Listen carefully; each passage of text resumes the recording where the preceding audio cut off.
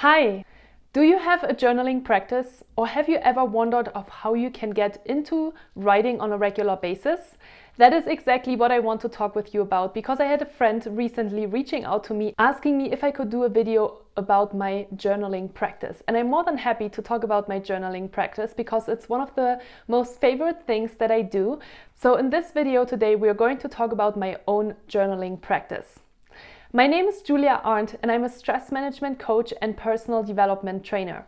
If you're watching one of my videos for the very first time, make sure that you're also heading over to my YouTube channel at Julia Arndt, where you can find over 100 videos, and I'm also adding new content on a weekly basis as well on stress management techniques and tools on how you can remain the high achiever that you are and bring more productivity and focus into your day-to-day life and of course your work life as well. So let's get into how I am journaling. And with that said, I want to actually start talking about my own morning practice, because I started journaling in October 2018 while being at home and recovering on a medical leave from burnout and anxiety.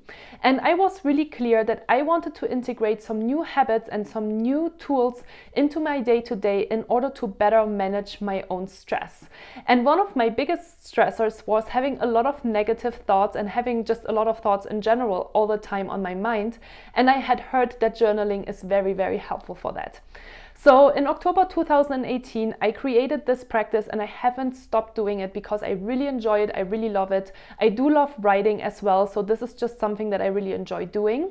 And with that said, I want to talk first of all about my morning routine, because it is really, really helpful to have a routine when it comes to journaling, or to have a routine in general when it comes to stress management, in order to find those specific times during the day to recharge. My morning routine is set out to recharge myself before I'm starting my work day. And so what I do is I get up in the morning and I make my bed and I go into the bathroom, brush my teeth, and then I go downstairs and I'm making a warm glass of lemon water, and then I sit down to journal.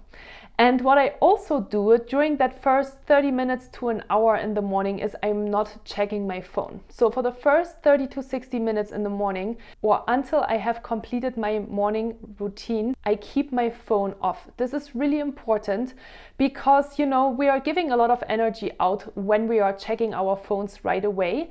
So I don't want to be distracted in the morning, and I really want to focus on myself, which is why I am doing all of these other things first. So, if you want to get into a journaling practice, what do you need to do? Well, first of all, I would highly recommend to you to buy a beautiful journal, because let's be honest, it's super inspirational to have a beautiful book and have something that is motivating for you and it's inspiring for you. So I would highly recommend to you, if you don't have a journal yet, go out and spend some time to find the perfect journal just for you.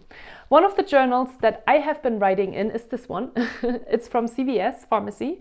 And I love it because it's big and it has lines. And you can see, this is actually the third book this year that I have been writing in, because I do write really a lot. And you can see this is one of the books that is full of writing. And so this is the first thing. You need to get a journal. Step number 2 is to find maybe a specific time when you journal. And this might be something that you need or that you might not need. I find it super helpful, but I think it's always important, especially when you start to create a new habit in your life, to find a dedicated time for that. So now that you have your journal and you have some dedicated time, let's sit down and start the journaling process.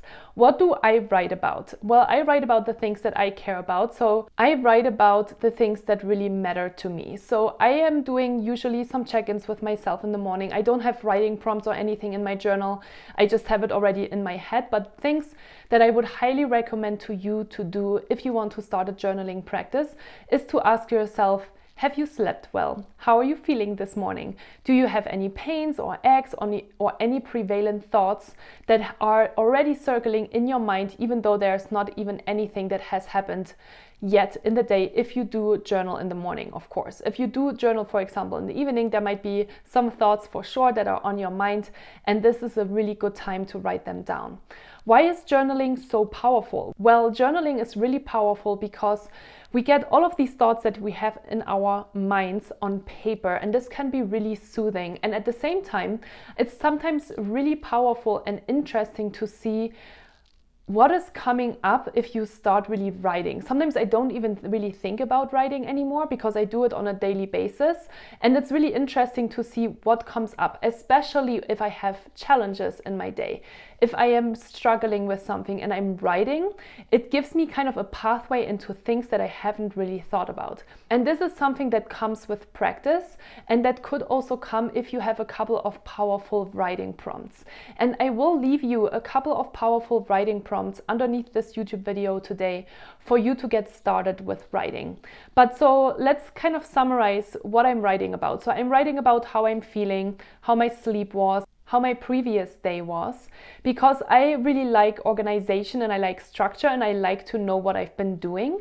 So for me, it's really soothing to just write about my day, just write about the day-to-day things that I'm doing. How many meetings have I had? Have I talked to some interesting people? Have I done something for myself? So that's kind of a check-in with myself as well, right? Have I used some time to recharge? Did I go outside for a walk? Did I do some exercise? Did I spend some time with my loved ones? Did I see some friends? This is all things that I'm writing about because I just like it. So it could be something completely different for you. Also, sometimes when I am a little bit more stressed or if I have a lot of things on my mind, I'm writing to-do lists. Yes, this could also be part of your daily journaling exercise. Just write down all of the things that you need to still get done. Because once you have written it down, it is out of your mind and on paper, and you can focus on all of the things that you really need to do instead of trying to keep everything up here. And finally, how I always finish my journaling exercise is by writing down 3 things at least that I feel grateful for that day.